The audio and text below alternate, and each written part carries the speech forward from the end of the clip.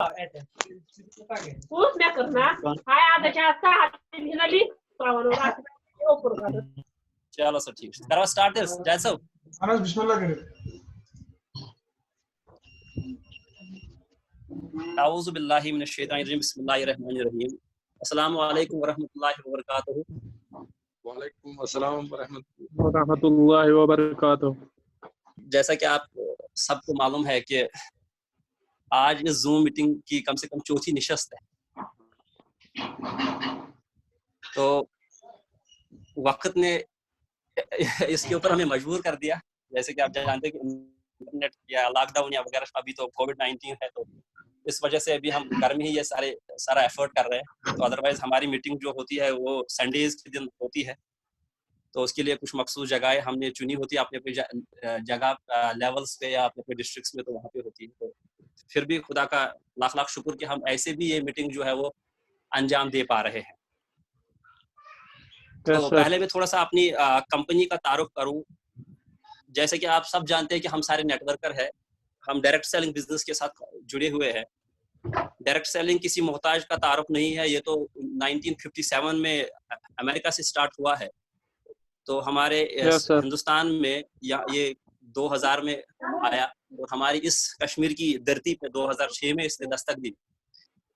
तो that means कि कम से कम हमारी जो नेटवर्किंग की कंपनी जिसका नाम है RCM राइट कंसेप्ट, ये कंसेप्ट है एक्चुअली राइट कंसेप्ट मार्केटिंग, खरीदारी करने का सही तरीका। मगर एक्चुअल में अगर हमारी कंपनी का नाम, मुझे ये खुशी है कि आप सबको भी मालूम होगा, मैं फिर भी बोलना चाहता हूं कि हमारी कंपनी का नाम जो है वो फैशन शूटिंग प्राइवेट लिमिटेड, ये भिलवाड़ा राजस्थान की कंपनी है, कपड़ा बनाने वाली कंपनी। और फिर इसने 2000 में इसने डायरेक्ट सेलिंग में अपना कदम डाल दिया। तो तब से आज 19-20 साल की ये कंपनी हो गई है डायरेक्ट सेलिंग में, और हम भी इस कंपनी के साथ जुड़े हुए हैं। हम बहुत ही खुशकिस्मत हैं।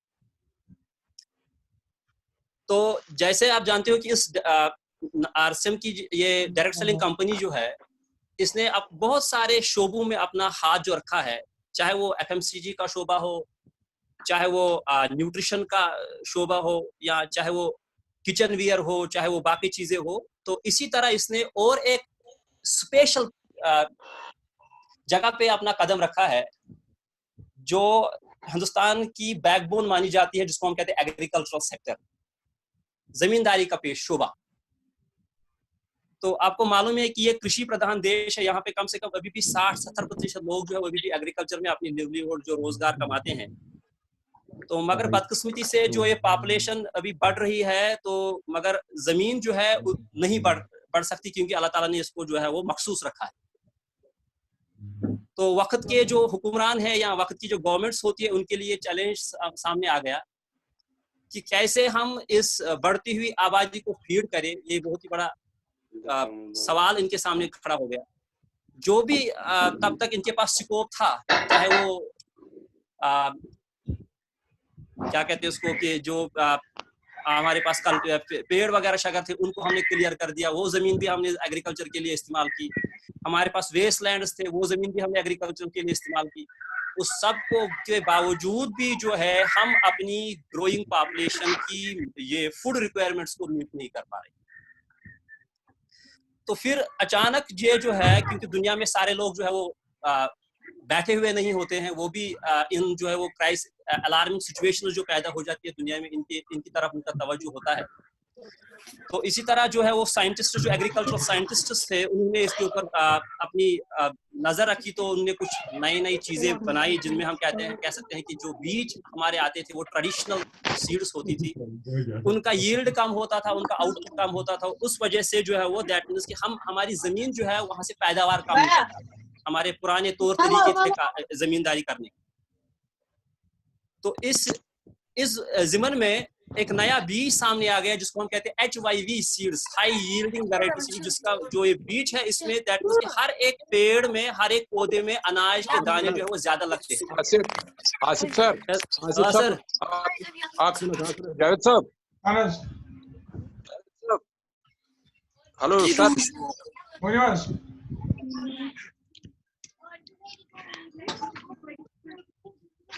हाँ सर,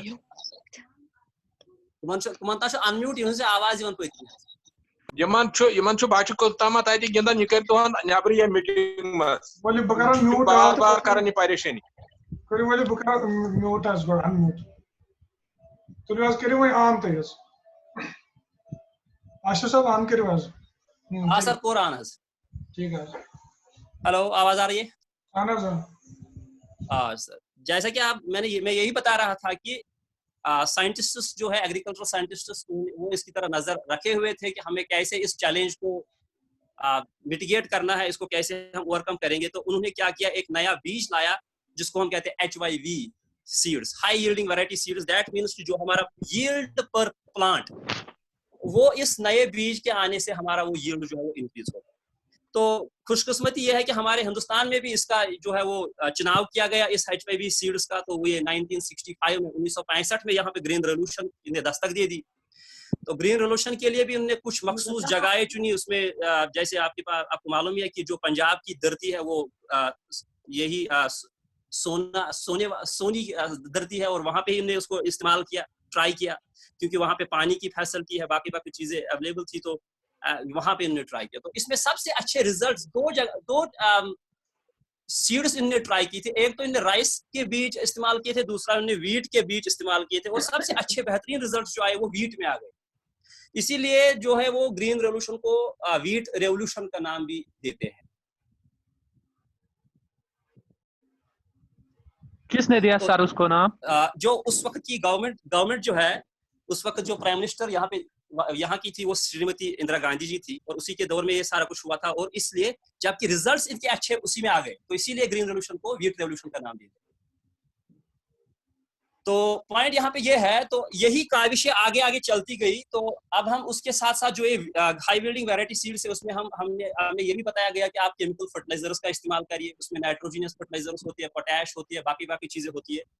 तो इन फर्टिलाइजर्स का इस्तेमाल करते करते और उसके साथ पानी का भी बहुत सारा इस्तेमाल इन नए बीजों के साथ करना पड़ता है, तब जाके ये अच्छा रिजल्ट दे पाते हैं। तो पॉइंट यहाँ पे ये है, जो हम ये फर्टिलाइजर इस्तेमाल करते हैं, जो आपको मालूम है पहले तो ये पेट्रोलियम बेस्ड फर्टिलाइजर्स हुआ करती थी, मगर वो थोड़ी सी महंगी बनती थी। तो जो यहाँ के किसान है वो इसको अफोर्ड ही नहीं कर पाते थे, और इस वजह से जो है वो उनको अबेंडन किया गया। और उसके बाद जो है वो यहाँ पे सिंथेटिक फर्टिलाइजर्स को लाया गया जो पॉलिथीन बेस्ड होती है। तो यहाँ पे जब हम ये फर्टिलाइजर्स का इस्तेमाल करते हैं, इसमें कुछ तत्व ऐसे भी होते हैं, इंग्रेडिएंट एक ऐसा भी होता है जिसको हम कैरियर का नाम देते हैं। और जो चाहे वो नाइट्रोजन हो या कुछ और हो, नाइट्रोजन तो यूजुअली गैस है, तो इस गैस को जमीन तक कैरी करने के लिए हमें कैरियर की जरूरत पड़ती है। तो इसलिए यहाँ पे ये कैरियर जो है, ये इनकी कंटेंट, इनकी मात्रा ज्यादा होती है, और इस नाइट्रोजन की मात्रा जो है वो कम होती है। अगर आपने वो थैला देखा होगा, यूरिया का थैला, तो उस पर लिखा होता है 46% नाइट्रोजन और 54% उसमें कैरियर होते हैं। तो ये कैरियर जो है ये सिंथेटिक होते हैं, ये जमीन में है ना डिकम्पोज होते नहीं है। और इस वजह से जो हमारी जमीन जो है वो क्या बन जाती है, हार्ड बन जाती है, सख्त बन जाती है। और सख्त बनने की वजह से क्या हो जाता है, हमारे पेड़ की ग्रोथ जो है वो रुक जाती है। और जब पेड़ है,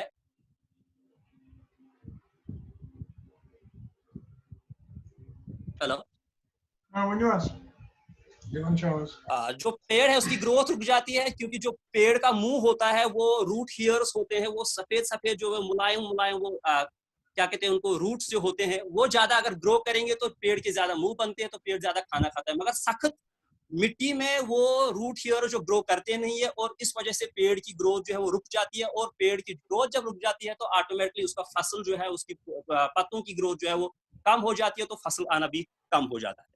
तो यही वजह है कि इसके ऊपर बार बार ये जो ना वो लोग जो है इसके बारे में सोचते रहते हैं। तो इसीलिए हमारे जो ये कंपनी के प्रोडक्ट्स है, एग्रीकल्चर बेस्ड प्रोडक्ट्स, जिनमें आपके पास हरी संजीवनी है, जिनके जहाँ पे हमारा शुगर है, जहाँ पे हमारा रैपिड है, जहाँ पे हमारा सुप्रीमैक्स 85 है, जहाँ पे हमारा फ्रूट स्पेशल है, जहाँ पे हमारा गार्डन गोल्ड है, वहां पे और एक प्रोडक्ट का इन्होंने चुनाव किया, बहुत ही स्पेशल प्रोडक्ट है जिसका नाम है सॉइल हेल्थ स्पेशल, हरी संजीवनी सॉइल हेल्थ स्पेशल। तो अभी यही मेरा टॉपिक है थोड़ा सा, इसीलिए थोड़ी सी हिस्ट्री बता दी कि ऐसे क्यों ये लाया इन्होंने।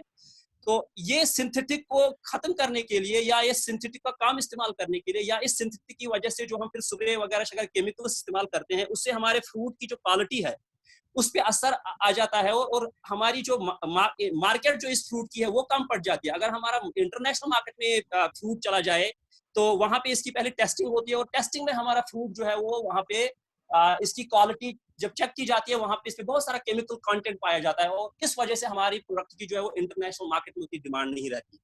तो यही वजह है कि ये एक क्या है कि माइंड बॉगलिंग बात है और सिचुएशन है कि हमें भी इसके ऊपर सोचना चाहिए। तो हमें भी इस केमिकल बेस्ड फार्मिंग से अपना जो है वो रुझान जो है कम करना चाहिए, और हमें भी क्या करना चाहिए, हमें भी एक ऑर्गेनिक वे ऑफ फार्मिंग में जाना चाहिए। ये बहुत ही अच्छा है, और इसमें सबसे बड़ी बेनिफिट इस ऑर्गेनिक में ये है कि ये नेचुरल होती है। जैसे हमारे पास पुराने जमाने में हम वो गोबर वोबर का इस्तेमाल करते थे, वो नेचुरल हुआ वही है। तो इस तरह से क्या है कि जो प्रोडक्ट्स आएंगे, जो चीजें निकलेगी, चाहे वो सेब हो, चाहे वो अनार हो, चाहे वो कोई और हो, या चाहे वो वेजिटेबल्स हो, तो ये शुद्ध होंगे और इनमें वो केमिकल्स के कंटेंट्स जो नहीं होंगे, जिनकी वजह से आजकल बहुत सारी बीमारियां जो है वो इंसान में लाहक होती है।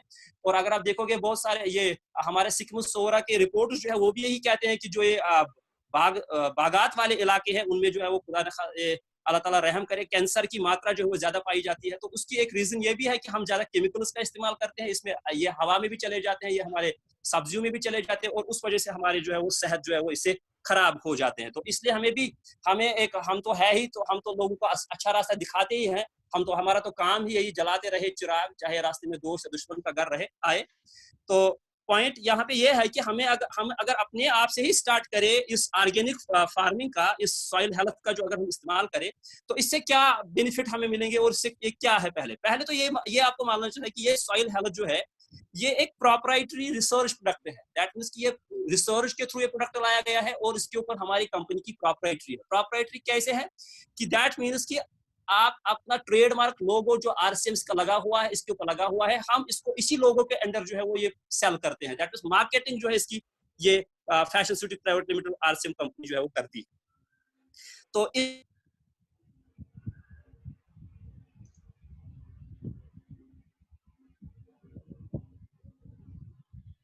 है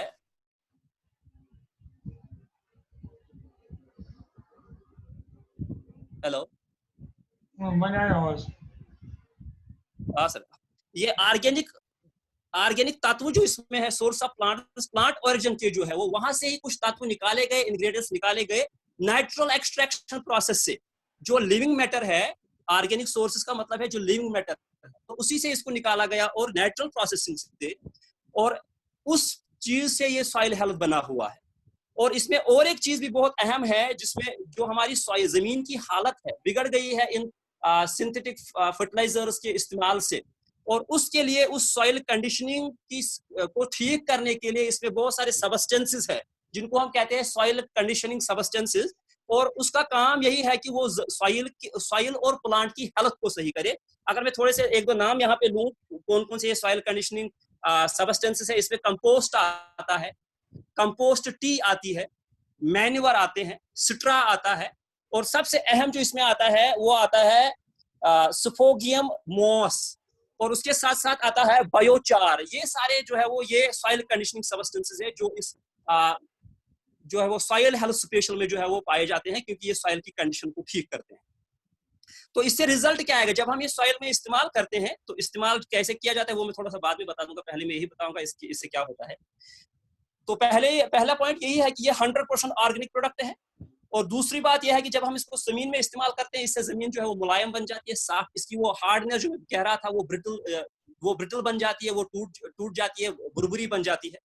और उस बुरबुरे होने की वजह से जो है वो जो पेड़ के रूट्स है वो पेंट्रेट डीप करते हैं, वो मिट्टी में चले जाते हैं, और वहां से जो है वो सॉइल लूज होने की वजह से, जो मैं अभी वो रूट हेयर्स की बात कर रहा था, वो सफेद किस्म के जो वो रूट्स निकलते हैं, वो छोटे छोटे होते हैं, उनमें उतनी क्षमता नहीं होती कि वो हार्ड सॉइल में पेंट्रेट करे, तो उनकी मात्रा बढ़ जाती है। तो वो मानो आप वो एक पेड़ का मुंह होता है, माउथ होता है पेड़ का, तो वहां से जब जितने वो ज्यादा बनते हैं उतनी ज्यादा मात्रा में पेड़ जो है वो अपने मैदनियात, अपने वाटर और मिनरल जो है वो जमीन से हासिल कर लेता है। और जितने मैदनियात उसमें ज्यादा जाएंगे तो उतनी जो है पेड़ की ग्रोथ जो है वो बेटर हो जाती है।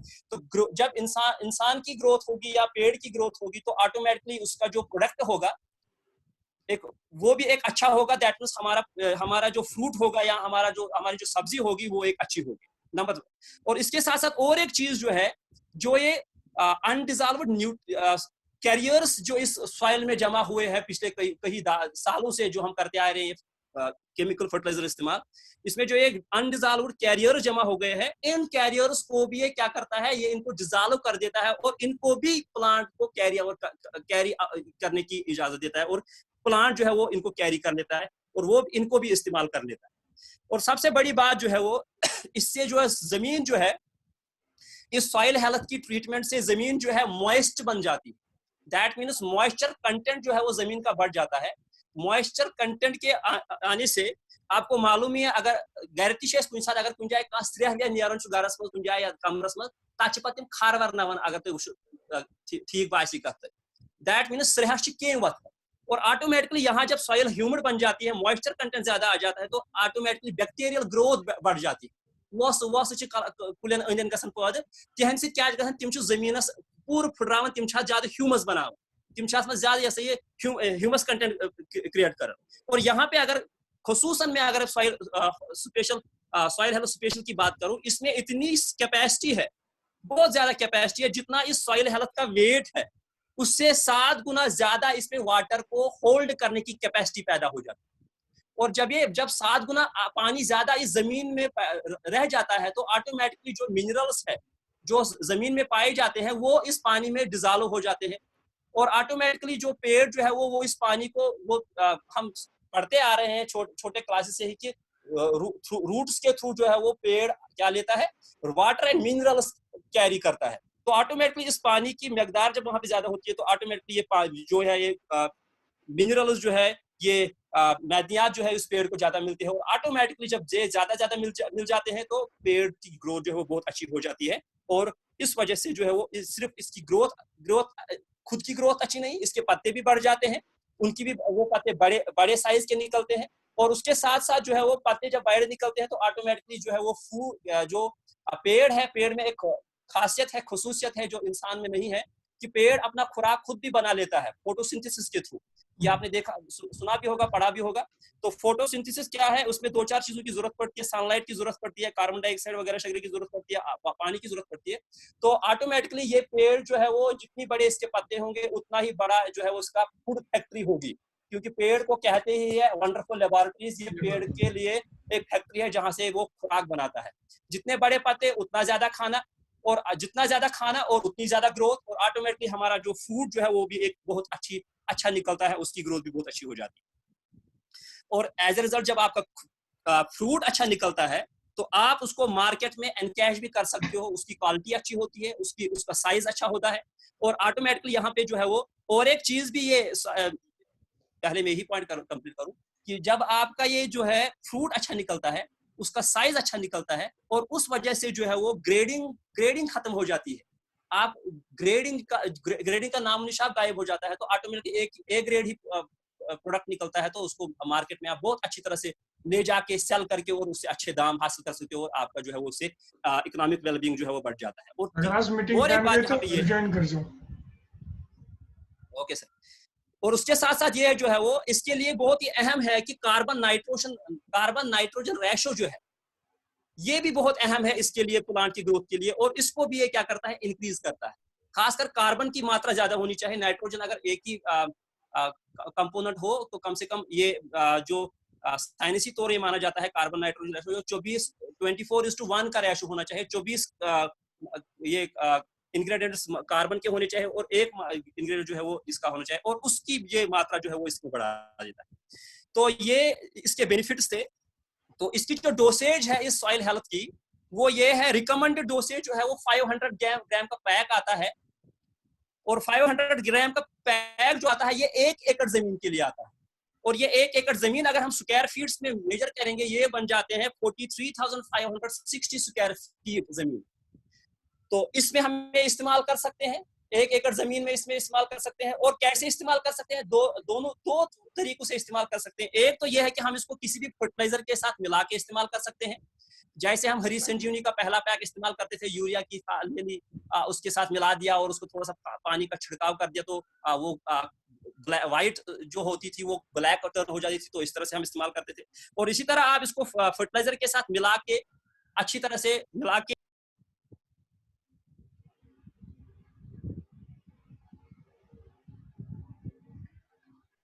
ड्रंच भी कर सकते हो। पेड़ को ड्रंचिंग के लिए भी आप लिख सकते हो। दैट मींस कि पेड़ के इर्द गिर्द आपने 2 फीट इर्द गिर्द जो है वो एक गड़ा सा खोदा आपने, और पानी के साथ मिला के और आपने उसको वो पानी जो है वो डाल दिया, तो ये पेड़ के इर्द गिर्द डाल दिया, तो ये इस तरह से भी आसिफ साहब 1 मिनट हाँ सर। हाँ सारनी सत्यन गुजारिश कि अगर वीडियो कट गो बेग जो दोबारा रिज्वाइन, क्या जिसकी लगभग अभी 2-3 मिनट बचे हैं, उसके बाद वीडियो कट हो जाएगा, फिर से ज्वाइन होना पड़ेगा। हाँ कंटिन्यू सर। ठीक सर, ठीक सर। और इसकी जो एप्लीकेशन है, इसमें फ्रूट के लिए अलग तरीके से एप्लीकेशन आती है और वेजिटेबल्स और क्रॉप्स के लिए अलग से एप्लीकेशन आती है। अगर आप क्रॉप्स और वेजिटेबल्स के लिए इसको इस्तेमाल करोगे तो पहला डोज जो आपको देना है, पहला पैकेट जब आप इसका इस्तेमाल करोगे तो वो आप at the time of sowing इस्तेमाल करोगे, जब आप बीज बोते हो या अगर थाला करें या ट्रांसप्लांटेशन करें, तम साथ डोज इस्तेमाल करो। नंबर 1। नंबर दूसरा डोज जब इसमें आप इस्तेमाल करोगे, अगर कुल वुल आसन या मकाई कुल या बाकी बाकी पोश वोश नेरन तम साथ दोयम डोज इस्तेमाल कर। नंबर 1। अगर आप फ्रूट्स के लिए, फ्रूट क्रॉप्स के लिए इस्तेमाल करोगे तो उसमें क्या होता है, पहला डोज जो इस्तेमाल होता है जब आपका बहार टाइम पीरियड होता है, बहार ट्रीटमेंट, इसको बहार ट्रीटमेंट भी कहते हैं। बहार मीन्स पोषण बहार स्प्रिंग का सीजन जो होता है, फूल निकल आते हैं, और उस वक्त जो है वो आपको इसको फ्लावरिंग ट्रीटमेंट भी हम कह सकते हैं। उस वक्त ये हमें पहला डोज इस्तेमाल करना है 1 एकड़ जमीन के लिए। तो दूसरी ट्रीटमेंट जो है, दूसरा डोज जो हमें इस्तेमाल करना है, वो बराबर इसके 1 महीने बाद जब आपके फ्रूट्स भी निकल आए होंगे उस वक्त, और उस वक्त जो है वो आपका दूसरा डोज जो है वो इस्तेमाल होता है सॉइल हेल्थ, हरी संजीवनी सॉइल हेल्थ स्पेशल का। तो यहाँ पे कंपैटिबिलिटी क्या है, किस किस चीज के साथ हम इस सॉइल हेल्थ का इस्तेमाल कर सकते हैं। यहाँ पे कोई भी फर्टिलाइजर है उसके साथ हम इस्तेमाल कर सकते हैं, मगर हमें खास ख्याल यहाँ पे एक चीज का रखना है, वो ये है कि जो फर्टिलाइजर ज्यादा एसिडिक होती है, जिनमें एसिड की मात्रा ज्यादा होती है, खासकर अगर नाइट्रोजिनियस फर्टिलाइजर्स है, उनमें ये एसिड थोड़ा ज्यादा हो सकता है। उनमें किसी बहुत सारे कंपनीज के आते हैं, उनमें कोई कंपनी जो है वो बढ़ा देती है एसिड की मात्रा, हो सकता है। तो उसमें हमें खास ख्याल रखना है कि जहाँ पे एसिड ज्यादा पाए जाए उसमें हमें इसको इस्तेमाल नहीं करना है। बाकी जो भी है जिनमें नॉर्मल एसिडिक कंपोजिशन होगी उनके साथ हम इसको इस्तेमाल कर सकते हैं। खासकर जो अमोनिया बेस्ड प्रोडक्ट्स है, अमोनियम फर्टिलाइजर्स, उनमें एसिड की मात्रा होती है, और अगर उनमें ज्यादा है तो उनके साथ आप ये इस्तेमाल ना करें। बाकी किसी भी जो है वो फर्टिलाइजर के साथ हम इसको इस्तेमाल कर सकते हैं। और ये क्या कर सकता है, आगे आने वाले वक्त में ये बहुत आपको इकोनॉमिकल बन जाएगा। आपको जितनी फर्टिलाइजर आज आप इस्तेमाल करते हो सकता है कि आने वाले वक्त में 1 साल या 2 साल के बाद आपको उतनी मात्रा में फर्टिलाइजर को इस्तेमाल नहीं करना पड़ेगा, फिर आप कंप्लीटली इसको ऑर्गेनिक फार्मिंग में ही तब्दील करोगे। पहले आपको थोड़ा सा ये है ना, इसके साथ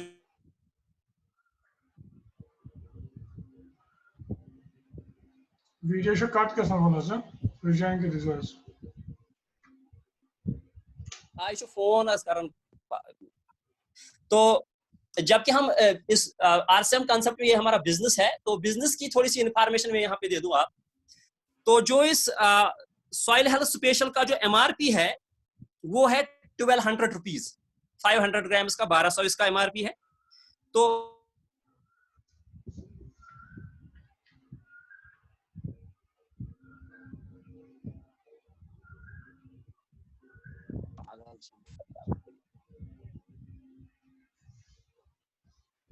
डिस्ट्रीब्यूटर जो जीपी जो इसका है वो 900 है।